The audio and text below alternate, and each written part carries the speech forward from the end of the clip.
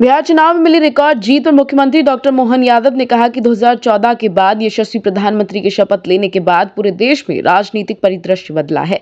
हमने सबने देखा है कि गैर कांग्रेसी प्रधानमंत्री के नाते पूर्ण बहुमत की सरकार बनने से लेकर लगातार तीसरी बार सरकार बनाना यह हमारे लिए उस वक्त का बदला है जब कांग्रेस ने गेन केन प्रकरण माननीय अटल जी की सरकार को गिराने का षड्यंत्र किया। यशस्वी प्रधानमंत्री का जब से 2014 के बाद एनडीए की सरकार के नायक के नाते से प्रधानमंत्री के रूप में शपथ लेने के बाद राजनीतिक परिदृश्य पूरे देश में बदला है और हमने सबने देखा कि गैर कांग्रेसी प्रधानमंत्री के नाते से पूर्ण बहुमत की सरकार के बनने से लगा करके तीसरी बार सरकार बनाना ये हमारे लिए उस समय का बदला है जब कांग्रेस ने गेन केन प्रकरण माननीय अटल जी की सरकार को गिराने का षड्यंत्र किया था। माननीय मोदी जी के नेतृत्व में न केवल तीसरी बार भाजपा की सरकार, एनडीए की सरकार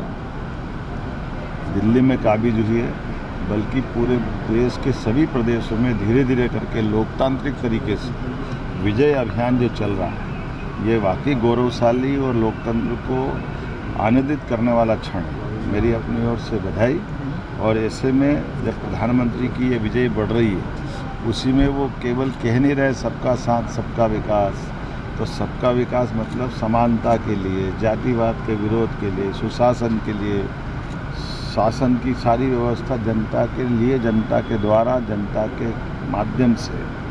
तो ये लोकतंत्र की खूबसूरती का समय है। दुनिया हमारे भारत की तरफ देख रही है और माननीय प्रधानमंत्री जी के नेतृत्व में सुशासन के ये उच्चतम मापदंड बन रहे हैं। ये वही बिहार है जब दोनों चरण के चुनाव में एक भी गोली नहीं चलती। ये वही चुनाव है जहाँ कहीं दोबारा मतदान का मौका नहीं आता है, कहीं बूथ कैप्चरिंग नहीं होती। ये सारे सुशासन के लक्षणों लोकतंत्र को हमारे दुनिया के सामने बहुत अच्छे मॉडल में समझने के लिए, और उसके उल्टे ये जो चलते चुनाव में छुट्टी मनाने वाले उनको भी सबक है।